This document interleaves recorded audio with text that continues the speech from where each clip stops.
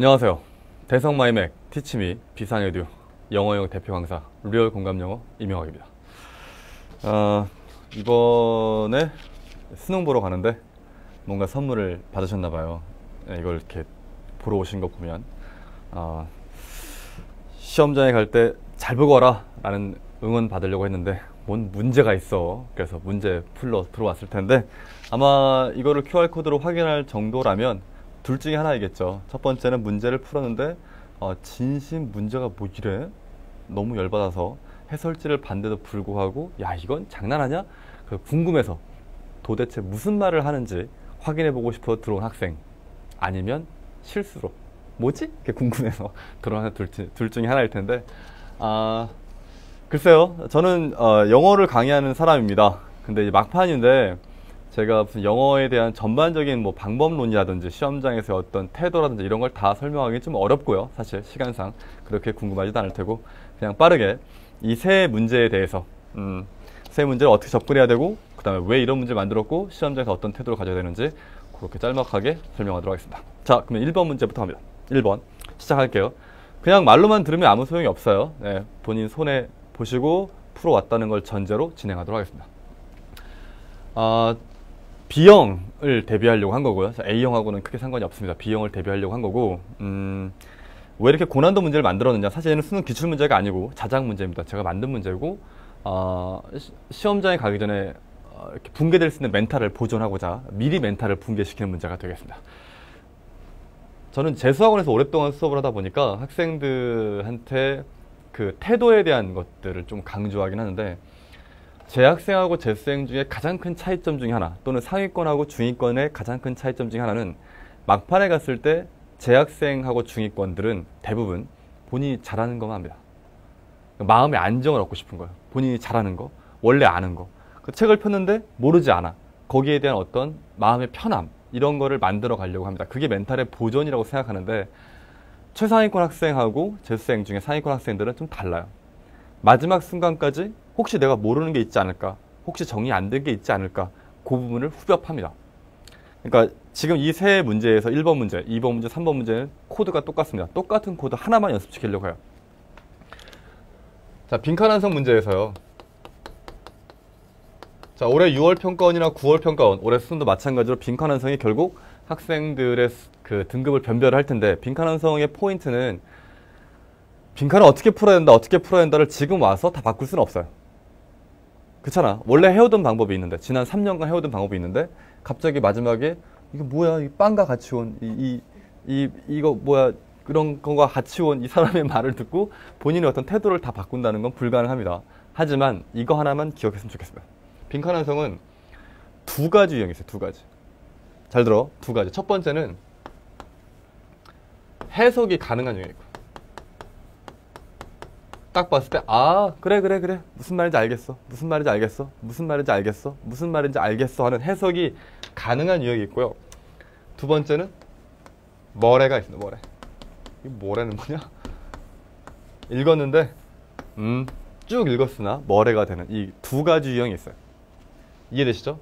해석이 가능한 유형이 있고 글 자체가 무슨 말인지가 좀 와닿지 않는, 그러니까 EBS 지문이 아닐 때 이 머래가 되는 이 두 가지 유형이 있습니다. 실제 수능 시험장에 갔을 때 6문제가 나온 다음에 해석 가능한 문제가 4개에서 5개가 나오게 되고요. 머래가 되는 게 하나 또는 2개가 나옵니다. 2개 나오는 회차는 굉장히 어려웠던 수능이 되는 거고, 하나 나오면 그래도 그나마 할 만한 건데, 이 강의는 여기에만 집중을 합니다. 사실 해석이 가능한 글은 이렇게 나와요. 잘 들어. 딱 읽었는데 무슨 말인지 알겠다.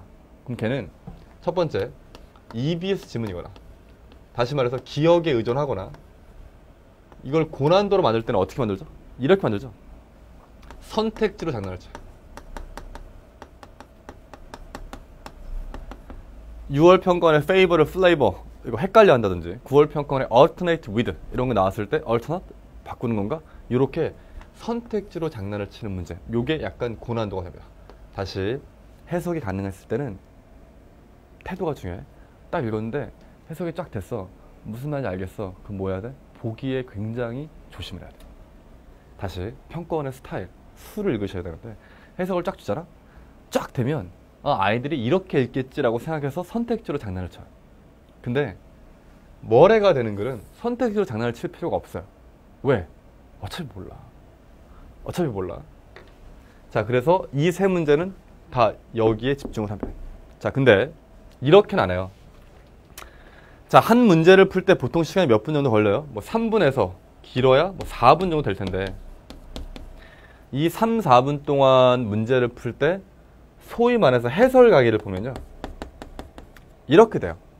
얘들아, 첫 문장을 읽어보자. 이거 어떤 얘기니? 이런 얘기 아니야?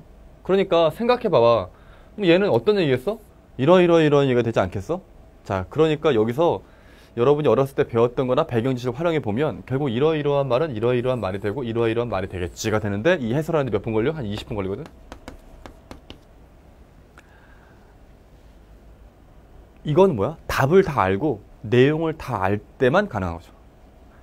그러니까 해설하는 입장에서 정답을 딱 알고 거기에 맞춰서 읽을 때만 그게 가능한 거거든. 근데 막상 수능 시험장에서는 20분 동안 풀면 나머지는 찍어야 되잖아. 부처님 하면 푹푹 찍어야 되잖아. 이렇게 안 하려면 잘 안 읽혔을 때의 대처법이 필요하다고. 물론 가장 이상적인 건 읽고 그냥 쫙 읽고 한 번에 이해하고 한 번에 해석한 걸 바탕으로 쓰는 게 제일 좋은 겁니다. 굳이 이해되는 걸 가지고 이렇게 할 필요는 없죠. 읽었는데 무슨 말인지 알겠어. 그럼 아는 대로 쓰면 되지. 쿨하게.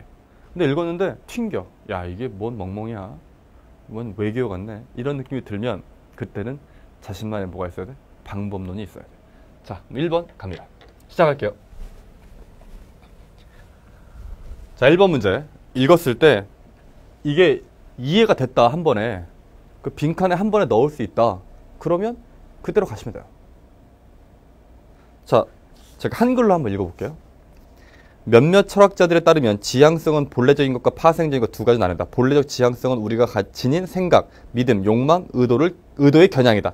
이것은 말, 문장, 책, 지도, 그림, 컴퓨터 프로그램 같은 인공물처럼 언제까지나 한계가 있고 파생적 성격을 지닌 겨냥의 명백한 원천이다. 인공물이 지향성을 가진다면 그것은 우리 마음에서 온 관대한 빌려줌 때문이다. 인공표상물의 파생적 지향성은 그 창조의 밑바닥에 깔린 참다운 본래적 지향성 위에 얹혀있다. 이런 주장을 뒷받침하는 예는 많다. 눈을 감고 서울에 대해서 혹은 어머니에 대해 생각해봐라. 이때 여러분의 생각은 대상의 성격과는 관계없이 어떤 것이나 어떤 것을 겨냥할 수 있다는 가장 원초적이며 직접적인 방식으로 대상을 가리킨다. 겨눈다. 이번에는 글로 서울을 묘사하거나 어머니의 모습을 그림에 담는다고 가정하자. 종이 위의 표상이 서울이나 어머니를 가리키는 유일한 이유는 여러분의 창작 의도가 그렇기 때문이다. 라는 말을 이해했다. 그럼 그대로 가면 돼. 무슨 말이냐면, 읽었는데 그래, 생각해봐봐. 네가 머릿속으로 서울, 어머니 생각하면 서울 어머니는 직접적, 본래적으로 가리킨 거고, 글씨나 그림으로 서울, 어머니를 쓰거나 그리면 걔는 원래 의미가 없는 거야. 여기 서울 썼어. 그게 무슨 의미가 있어? 의미가 없지. 의미가 왜 생겼다고? 네가 그 서울이라는 것에 생각을 담았으니까. 라는 게 이해가 됐으면 그대로 그걸 바탕으로 문제를 풀면 되는데, 그게 안 돼. 그게 안 되면, 그러니까 뭐래가 되면 패러프레이즈가 돼. 패러프레이징이라는 건 재진술입니다. 재진술. 그러니까 한 말을 또 하는 거거든요. A는 B다 라고 알려준 다음에, 그러면 A는 뭐니? 이렇게 물어봐요. 그럼 당연히 머리가 있으면 B겠죠. 근데 이 단어랑 이 단어를 똑같은 걸 쓰면 너무 쉬우니까 A 프라임, B 프라임을 바꿉니다. 이게 패러프레이징입니다. 자, 근데 왜 패러프레이징을 강조하느냐? 모든 문제가 다 패러프레이징 풀리는 거 아니에요. 모든 문제가 풀리는 건 아니고, 수능은 전체 수험생을 납득시켜야 된다라는 여기에 주안점을 두시면 돼요. 그러니까 모두가 해설을 보기 전까지는 막 화나. 문제가 뭐 이래? 너무 어려운 거 아니야? 말이 안 되잖아. 하다가 답을 딱 듣는 순간 할 말이 없어요. 그러려면 어떻게 될까요? 글을 준 다음에, 자, 생각해봐. 이게 안 되는 거야. 왜? 생각은 개개인이 다를 수 있거든. 그러니까 어떤 사람이 이렇게 커왔어. 그러면 생각을 그렇게 해. 근데 그거를 막판에 바꿔줄 수는 없거든요. 그럼 어떻게 해야 돼? 지문 안에 놔둬야 돼. 그러니까 국어랑 똑같습니다. 근거는 100% 어디? 지문 안에. 그럼 지문 안에 있는 말만 써야 되는데, 잘 생각해봐. 지문 안에 있는 말만 쓰는 게 빈칸 한서의 기본입니다. 다시, 빈칸 한서의 기본은 지문 안에 있는 말만 써야 돼. 됐지? 지문 안에 있는 말만 써야 되는데 지문 안에 있는 말이 답이다. 그럼 문제 너무 쉽잖아. 아니야? 그냥 지문에 있는 말만 쓰면 되잖아, 이렇게. 그럼 지문에 없는 말은 답이 아니니까 지우면 문제가 너무 쉽죠. 제 말 이해됐어요? 듣고 있니? 자, 빵 맛있어? 듣고 있어? 잘 봐. 모두를 납득시키려면 지문 안에 있는 말만 써야 되죠. 근데 지문 안에 있는 말만 쓰면 너무 쉽지. 그럼 출제하는 사람은 어떻게 하면 돼? 네가 출제를 해. 뭐 어떻게 하면 되죠? 그 말이 그 말인지 모르게 하면 돼. 그러니까 무슨 말이냐면 얘랑 얘가 같은 말인데 같은 말처럼 안 느껴지게 하는 거야. 그러니까 우린 그걸 뭐 역으로 이용한다고. 고난도 글의 특징. 아카데믹한 소재의 글은 똑같습니다. 있는 말을 그대로 반복하는데 그걸 똑같이 쓰면 너무 쉽고 재미가 없습니다. 그 말을 다르게 포장하는 겁니다. 그럼 뭘 해야 돼? 자리 싸움을 해야 돼. 자, 전제는 드렸어요. 내용을 다 이해했다. 내용을 다 이해했는데 자리 싸움이고 나발이고 할 필요 없지. 그러니까 내용이 잘 이해 안 됐을 때 어떻게 해도 답을 써야 될 때, 요때입니다. 다시 이 세 문제의 특징은 거의 찍는 느낌이야. 무슨 말인지 모르겠는데 답은 써야 돼. 그때입니다. 그때 그래. 그때 그놈이 뭐 해보라 그랬는데 패러프레이징? 한번 해볼까? 자리 싸움 합니다. 그럼 A, B로 나누는데 어떻게 하냐? 일단은 비교 또는 대조되면 다시 A라는 대상하고 B라는 대상 두 개의 대상이 비교 또는 대조되는 글이다. 그러면 시작하셔야 돼요. 그러면 시작해야 돼요. 그러니까 A와 B가 비교 대조되고 있다. 그러면 시작하십니다. 됐죠? 첫 번째입니다. 자, 흐름을 잘 이해하세요. 야, 문제 푸는데 패러프레이징 해봐야지. 이렇게 푸는 거 아니야. 한 번 읽었어? 무슨 말인지 모르겠어. 두 번 읽었어? 무슨 말인지 모르겠어. 세 번 읽었어? 무슨 말인지 모르겠어. 그냥 찍어버려야 될 것 같아. 그때 아이씨, 이건 고난도인가 봐. 어떻게 하나라도 해볼까? 어떻게 하나라도 해볼까? 이 마음으로. 지금 막판이잖아. 저도 그 마음입니다. 그 마음으로 합니다. 자, 한번 가보겠습니다. 해볼게요. 이 말이 무슨 말인지 이해했다. 그럼 그대로 가면 돼. 이해가 안 됐다. 해볼게요. 몇몇 철학자에 따르면 intentionality는 두 가지가 있대요. intrinsic하고 derived. 몇 가지? 두 가지. 그럼 그냥 임의로 뭐 나눠보겠습니다. 왜? 대상이 두 개니까. 자, 당신이 글을 읽을 때 처음부터 이걸 두 개를 나눌 수는 없어요. 그럴 필요도 없고요. 언제 한다고요? 거의 찍는 느낌일 때 합니다. 출제 의도를 역으로 이용해 보는 거야. 고난도 문제에서. 그럼 intrinsic에다 A라고 씁니다. 자, 해보세요. A라고 써요. derived B라고 씁니다. 두 가지가 있대요. 근데 intrinsic intentionality 이게 뭐죠? A죠. A는 is the aboutness of a thought. 우리의 생각이나 밑줄, 믿음이나 desire나 우리의 intention이래. 이게 뭐라고? A라고. 됐지? 자, 그 다음 갑니다.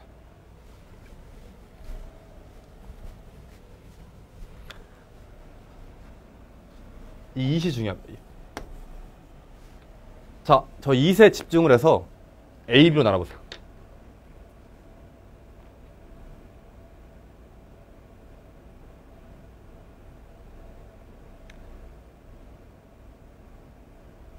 귀찮아요? 해볼게요. it은 명백한 source래요. 뭐의 source냐면 distinctly limited and derived. 어디서 봤네. 아까 derived는 뭐였죠? B였죠. 그러면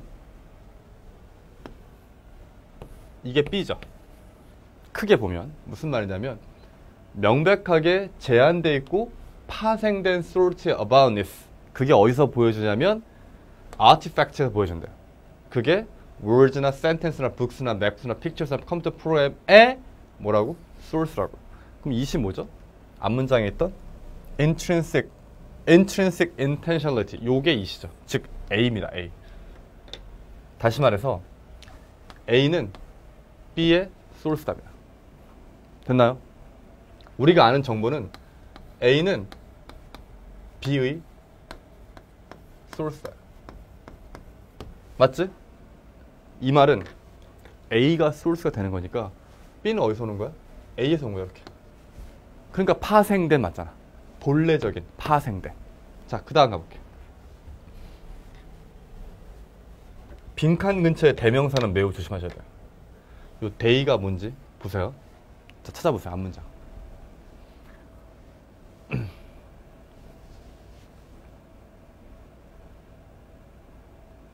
앞문장의 복수명사 보세요. 아까 이은요 분명히 A인데 단수였죠? 자, it is the obvious source of the distinctively limited and derived sort of aboundness exuded by some of our artifacts. 이게 복수죠. 그럼 얘는 뭐란 얘기야? B란 얘기지. 다시 말해서 얘는 B예요. 그럼 B는 intentionality를 갖는데요. 자, 여기에 뭐가 없다? 추론이 없습니다. 추론이 없습니다. 있는 말 그대로 쓰는 거야. B는 어디서 왔죠? A에서 왔지. 그럼 B는 의도성을, 지향성을 가져요. 뭘로부터? A로부터. 맞나요? A는 B의 소스다니까 B는 어디서 와요? A를 소스로 삼는다지. A를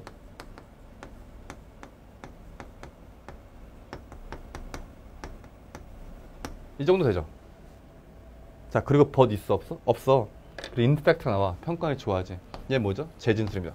혹시 이게 안 떠올랐다 그러면 in fact를 최대한 이용하시는 겁니다. 자, 지금부터 이 뒤를 읽어서 A, B를 찾아보세요.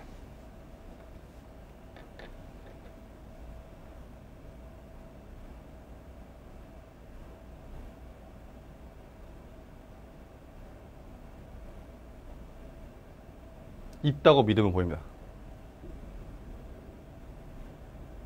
됐나요? The derived intentionality of our artificial representations. derived 가 뭐지? B죠. B는 뭐한다? parasitic, 기생한다. on, 어디에? the genuine, original, intrinsic intentionality에 뭐한다? 기생한다. 이게 A죠. 다시 말해서 B는 A에 기생한다지. 끝났네. B는 A를 소스로 삼을 거야. B는 A에 기생하니까 B의 의도는 어디서 오는 거야? A에서 온다. 그럼 빈칸에 들어가면 뭐라고? A에서 온다가 답이 됩니다. 이게 2011학년도부터 지금까지 나온 고난도 문제의 전형적인 코드입니다. 두 개 놓고 같은 말 바꿔쓰기, 같은 말 바꿔쓰기, 같은 말 바꿔쓰기. 볼까요? 그럼 여러분이 주관식 답 썼어. 그럼 되게 편하게 쿨하게 A를 소스 찾는 거야. 자, 뭐는요? B는 이 주어였어요. B는 지향성을 갖는다. 가리킴으로써 대상을 직접 가리킨 건 누구죠? A입니다. 틀렸고요. B는 뭘 갖죠? 의도성을 갖는데 뭐 없이 그들의 원래의 저작 의도 없이, 원래의 저작 의도, 본질적인 저작 의도는 뭐죠? A죠. A 없이 의도를 갖는다. 안 되죠. A가 만약에 이게 with다. 그럼 가능한 거죠. 자, 3번이요. B는 의도를 갖는데요. 왜냐하면 it은 단수죠? 단수가 뭐죠? A지. 아까 앞에 있는 거. A가 기본을 두고 있기 때문에 어디에? 여기에. 이거 A야 B야? 리미티드? A야 B야? B죠. A가 B에 기반을 두고 있다. 돼 안 돼? 반대말입니다. B는 의도성을 갖는다. 단지 친절한 일종의 친절한 뭐에서? 대여, 빌려옴에서. 어디로부터? Our mind. 우리의 마음으로부터. mind가 어디지? 생각할 수 있는데 첫 문장 보세요. 처음에 첫 문장 보세요. intrinsic intentionality는 is the aboundness of our thought, belief, our desire and intention. 이게 뭐죠? 우리의 마음이지. 그러니까 답은 4번이 맞습니다. 5번은 B가 도와준대요. A가 가지도록. A의 의미를. 반대가 되겠습니다. 좀 감 왔어요? 자, 이렇게 해서 1번 문제에 대한 해설을 끝내겠습니다. 자, 2번에서 만나요. 바이.